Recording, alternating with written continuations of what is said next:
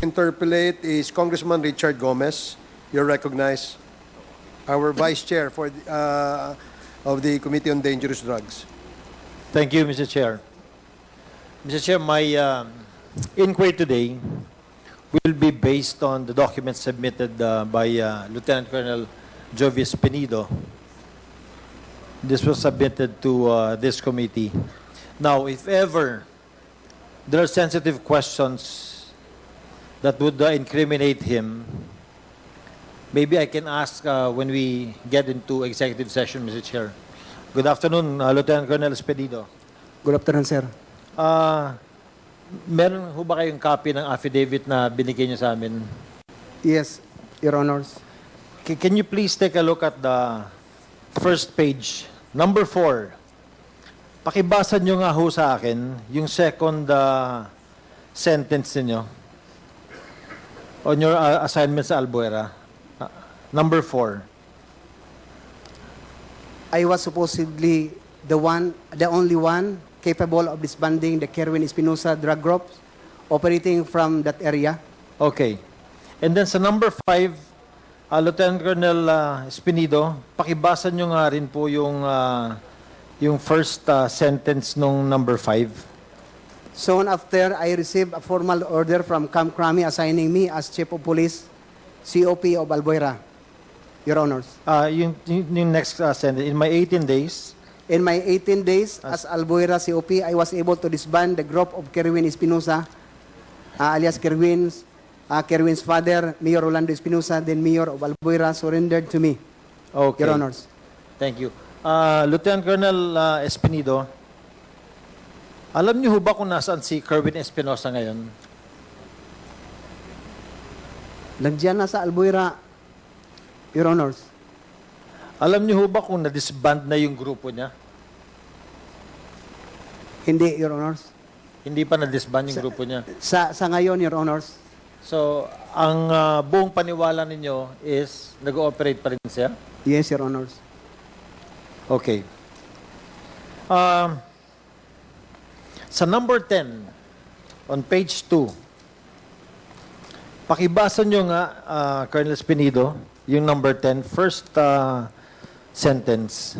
Mayor Espinosa had a list of police generals and other PNP officials who received money from their group as indicated in the ledger and in the copies of cleared checks that we were able to recover from their accountant. Your Honor. Thank you. Mr. Chair, because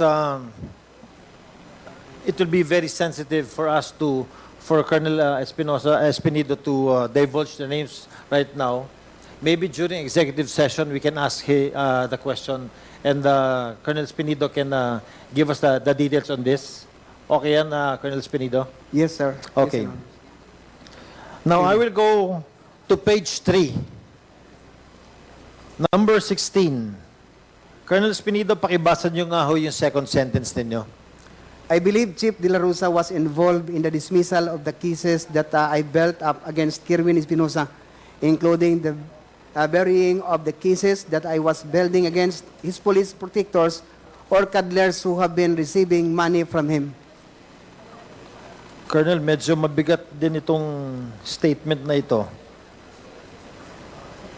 Bakit buong paniwala nyo na ito nga ho yung ginawa ni Chief De La Rosa at the time? Your Honors, Mrs. Chair, ang police, pag ikaw mapailan ng complaint sa RIAS, the RIAS will conduct an investigation Yes. recommending the penalty of that said police officer to the regional director. If the police involved make an appeal, it will go to NAB, National, then the Chief PNP will now decide if go or no go ang penalty na dismissal from the service sa mga na-involved na police. Sila lang ang may authority, yung RD at saka Chief PNP, na mag-decide na, Your Honors, ito siya, i-dismiss to. Ito, hindi. May kasalanan ka o wala, Your Honors. Colonel Espinido, Punta ho tayo sa page 6, doon sa affidavit ninyo. And please go to number 34. Pakibasa niyo lang po yung first sentence na sasalaysay ninyo. From my experience, I can say that the PNP is the biggest crime group in this country, Your Honors. Is that true? Yes, Your Honors. Mabigat, Colonel, itong salaysay na ito, ha? I will not ask you the names now, pero sa executive session na rin. Are you saying all of this because malapit na po kayo mag-retire sa serbisyo? Yes, Your Honors. And you seem to be so displeased. Hindi ho kayo naging masaya sa mga panghitabo ba? Sa mga pangyayari? Yes, Your Honors. What do you plan to do upon retirement? Ano ang gusto ninyong gawin for your community, sa simbahan ninyo, for your people? To continue siguro, Your Honor, sa pag-evangelist. Tapos na ako sa trabaho as a public servant, then yun naman ang sa Panginoon ko. Because in Matthew chapter 6 verse 33, it says that seek ye first the kingdom of God and His righteousness, and all of these things shall be added unto you. Yun ang gawin ko, Your Honors, if God's will. Mag-missionary lang. Colonel Spinido, do you honestly believe na hanggang ngayon malaki pa rin ang problema ng drugs natin sa probinsya natin sa Leyte? Sa Leyte ngayon, Your Honors, because Kerwin Espinosa is bumalik na. Yes. Bumalik na naman, Your Honors. Paano Very obvious. kasi magkaubanda sa atong probinsya? Ang atong speaker naasad sa atong probinsya. What do you think is the best thing that can be done para mabawasan ang problema ng drugs doon sa probinsya natin? Your Honors, ang police lang talaga ang magsulba sa lahat ng problema. Walang kasali, hindi kasali ang mga elected officials. Only the police, because we have the power mandated by laws to implement the law without fear or favor. That is our mission, to maintain and prevent, to serve and protect. Yun lang sana, Your Honors, ang police isinasabuhay yung mission at saka yung core values na pro-God, God-fearing, hindi tumatanggap ng pera. Matapos yung problema ng drugs, Your Honors, in Leyte. Thank you, Colonel Spinido. Thank you, sir. Mr. Chair, I end my inquiry in this committee. Hopefully, with what Colonel Spinido said, we're hoping that we can strengthen our police operations, that the national government will strengthen the police force in our province in Leyte through the help of the Philippine National Police and through the help of our speaker. Thank you so much, Mr. Chair. Thank you, Colonel Spinido. Nice, you have 5 minutes. Thank you, Mr. Chair. Konti lang po ito, no? Tungkol dito sa drug war. So, bilang isa sa Colonel, bilang pong isa sa isa sa mga matataas na opisyal ng PNP, at dahil kayo rin po ay na-involved, no, dito sa drug war ni dating Presidente Duterte. So, masasabi niyo po ba na itong drug war ni Presidente Duterte ay gera ng mga drug lords? Siguro, ma'am, ganun.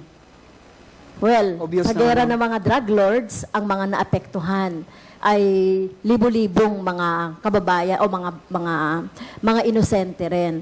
O kung mga user man yan, mga medical cases, mga drug pusher yan, may problema sa economics and medical mental health.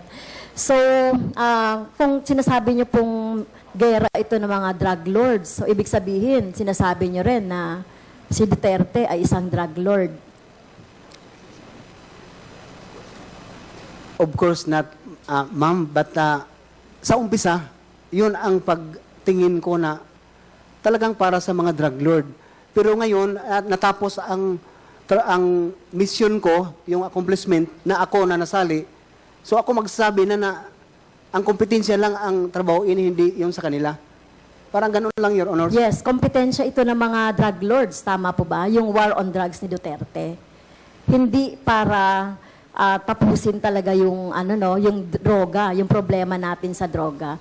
Well, tumigil pa siya pansamantala, pero nagtuloy-tuloy pa rin. Ang problema talaga doon ay yung saan yung supply, saan yung mga distributors, at ang problema diyan talaga yung mga drug lords. So, sa mga nakaraan kasi, Colonel, may mga nag-testify din na talagang nagpapatunay na yung mga, kahit na yung mga Chinese drug lord ay ini-eliminate or ni-neutralize. No? Malamang dahil ito ay kakompetensya doon sa kasi kakompetensya doon sa trade ng drug. So, may nagsabi kasi, si Arturo Las Cañas, that Duterte is the Lord of all drug lords in the southern Philippines. Naniniwala ba kayo dyan? Hindi, Your Honors, but I would like to tell you, Your Honors, na hindi naman sila parang magkasalungat, Your Honors. Ako isinali sa drugs ni CPNP. Yung mga CPNP nag-follow kay Senator De La Rosa.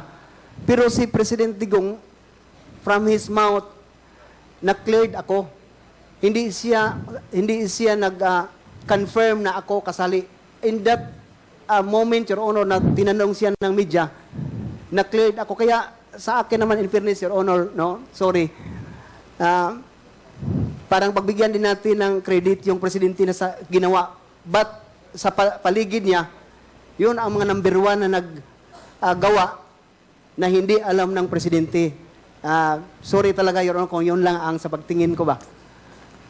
Okay, so baka naman baka naman medyo nahiya ka lang dito na sabihin, pero siguro sa executive session ay titignan natin 'yan kasi talagang ang nakikita natin sa mga naiimbestigahan natin isa lang talaga yung yung motive nitong war on drugs.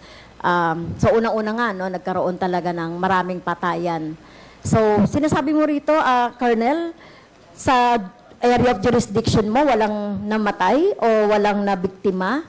Ito, yung line, sinasabi ninyo na walang nabiktima doon sa inyong, sa inyong area of jurisdiction.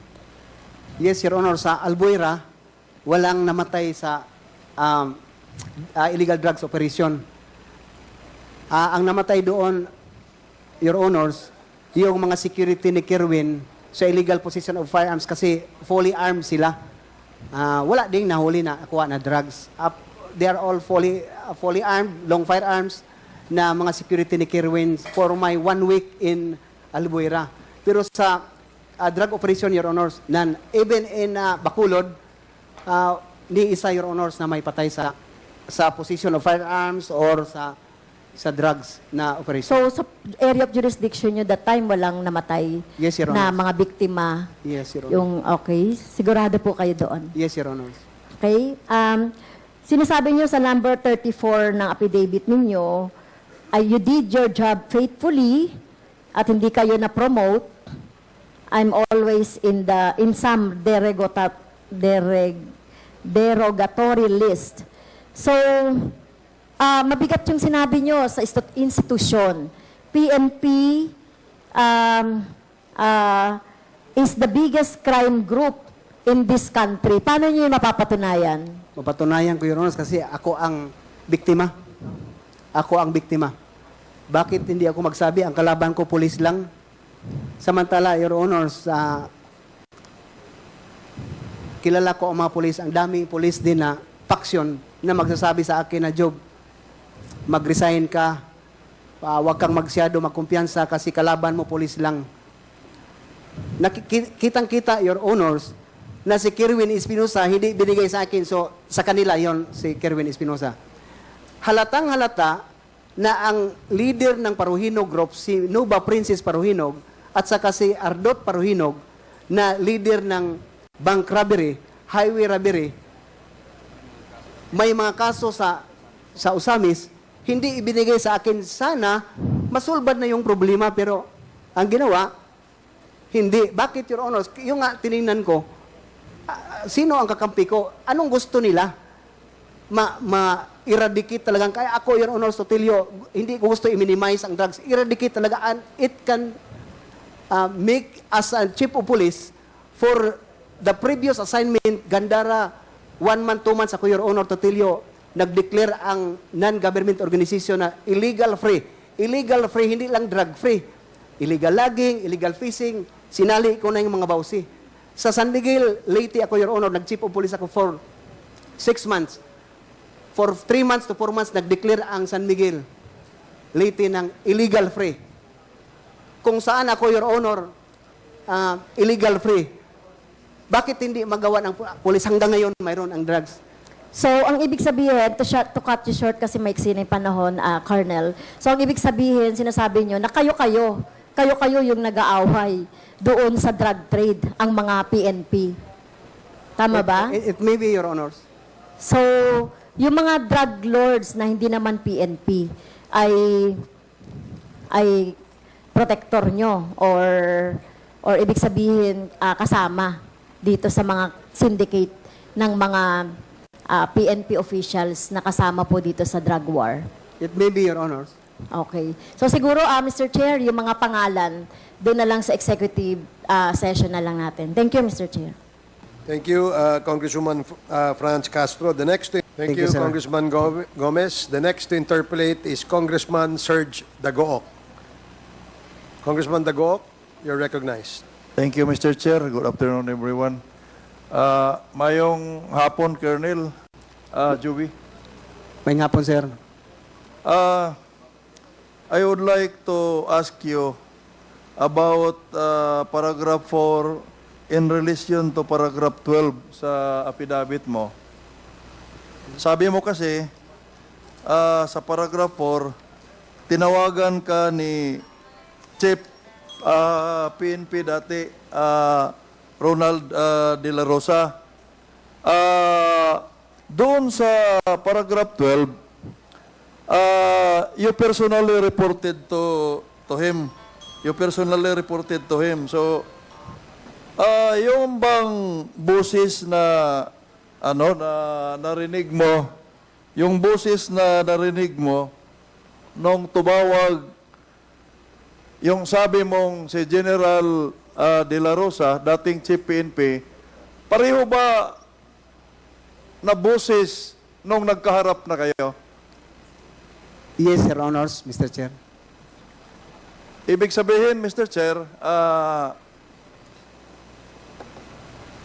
kayo ay hindi lang naniwala na si former Chief PNP yung tumawag sa iyo, kundi na-confirm mo na siya talaga nung nagkaharap na kayo dahil pare-pareho yung boses ng tumawag at yung boses ng taong kausap mo nung nagkita kayo. Yes, Your Honor, Mr. Chair. At saka hindi lang ganun, Your Honors, ang pag-intindi ng familiarization ng boses niya, may order na kaagad. Order. Okay. Yes. Sinabi mo kanina na nung tinanong ka sa isa sa mga kasamahan namin dito sa committee, kung ano yung masasabi mo sa drug on war ng dating administrasyon. Isa sa nabanggit mong terminology is practical. Practical. Sabi mo successful dahil practical. Can you describe or define what is practical to you in as far as drug war is concerned? Yung practical naman, pag intindi ko, Your Honors, yung kausapin kaagad direct yung mga involved, tinanong kung sino ang source ng drugs nila, pinuntahan na, hindi na pinahintay na mag-file ng complaint kasi ang kagawian ng police, Your Honors, makahingi lang ng information right after kung mahuli na yung isang suspect. Pero sa time na yon, pag ikaw lang isali ka lang doon sa list, pwede na kapuntahan at saka tanungin kung saan yung drugs mo. That's how, yun ang sa palagay pag-isip ko na very practical approach, Your Honors. Mr. Chair, yung bang sa palagay mo practical sa tingin mo ay in accordance with law? I cannot really specifically, Your Honors, kung in accordance with law, as long as the PNP, number one, Your Honors, hindi hinuli, no?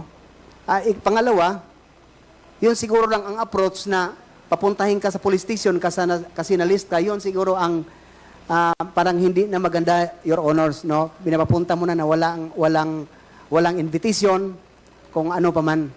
Pero kung as tao lang tayo, Your Honors, na parang bigyan ng second chance yung mga involved, sa ganun lang ng mga paraan, Your Honors. Mr. Chair, gusto ko lang linawin at masigurado na uulitin ko yung tanong ko, Colonel. You appreciate, no? Parang inaano mo yung, pinupuri mo yung drug war kasi successful siya, sabi mo, at practical. Gusto ko lang ulitin yung tanong ko. Yung practical ba na sinabi mo is always in accordance with law? Yung mga ginagawa doon sa practical na sinabi mo, Mr. Chair. Hindi siguro lahat, Your Honors, no? Pero mayroon lang na mga example, Your Honor, sa akin. Kinausap ko si Mayor na para matapos na ito, isurrender nyo na lang yung drugs. Ikaw, Mayor Aldong, isurrender mo na lang yung baril. Ikaw, Ardot, isurrender mo lang yung mga tao mo na involved. So that's how I pag-intindi ko sa practical, Your Honors. So, ulitin ko, kung tama yung pagkakaintindi ko, hindi lahat ng practical sa tingin mo ay in accordance with law. Mayroong iba na practical sa operasyon pero hindi sumusunod sa batas. Tama po ba yung pagkakaintindi ko, Mr. Chair? Yes, Your Honors. I admire you, Colonel, for being candid. I really admire you for being candid, no? Hindi selective yung inaamin mo. Now, dito sa reward system, ang dami nang nagtatanong ano yung 50 to 100 per day na quota, may 20,000, may galing sa STL. Ito bang pinag-uusapan dito sa affidavit mo na reward system? Is this official? Mayroon bang official na issuance ang PNP sa reward system, Mr. Chair? Sa reward system, Your Honors, hindi yun ma-indicate doon kasi parang kuan lang yun, parang ibigay lang yun kung may ganun ang mga pangyari, Your Honors. Pero yung quota, lahat naman instructed ang mga chief of police na lahat ng nasa list na ibinigay pababa parang taas na knock and play ninyo para mapagbigyan din ng pagkataon yung mga nasa list na mag-surrender. Ibig sabihin, Mr. Chair, wala talagang official issuance yung PNP regarding sa pinag-uusapang reward system. Parang tradisyon lang or verbal order lang. Parang ganun po ba yun, Mr. Chair? Verbal lang, Your Honor. But in my station, Mayor Paruhinog declaring talaga na pag makahuli kayo, Chief, dito ang kaugalian namin, magbigay kami ang LGU ng 100,000 per operasyon ng buy-bust kung malaki ang mabuy-bust ninyo. As Colonel, no, junior officer ka, alam mo ba na dito sa Kongreso, taon-taon, may budget po na intelligence fund sa PNP? Alam mo ba yon? Alam ko, Your Honors. So, as Chief of Police na na-assign sa different areas, nakagamit ka ba ng intelligence fund doon sa mga operations ninyo? Bakit, in my case, no, I have a personal experience na yung Chief of Police ay humihingi ng gasolina dahil kinulang sila ng budget. Nagsosolicit ng computer set dahil wala silang ano. So, going back to my question, naranasan mo ba na may na-release sa'yo na or may naibigay na intelligence fund doon sa mga operasyon? Kasi inuutosan ka na manghuli. Your Honors, wala. So, Mr. Chair, it is very clear na kailangan siguro nating busisiin yung intelligence fund doon sa budget ng mga different government agencies, particularly PNP, saan ginamit yon? Bakit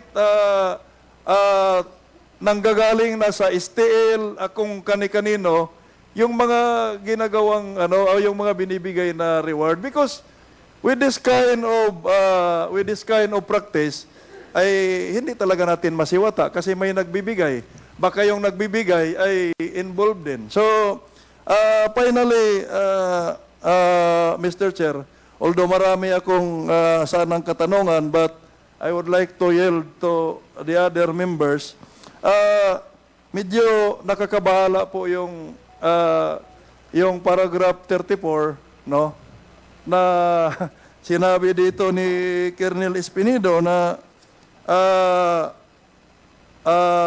from my experience, I can see that the PNP is the biggest crime group in the country. Mr. Chair, if you will allow, can I ask kung sino yung alam ko kasi we have invited here some PNP officials. Kung sino yung pinakamataas na PNP officials na nandito, pwede, can I ask a comment from that PNP officials? No, this representation would like to ask, no, that top-ranking PNP officials who are present in this committee hearing, ano po yung masasabi niya doon sa paragraph 34 nung sinabi ni Colonel Espinido, an active member of the PNP, na ang pinaka biggest crime group in this country is yung PNP.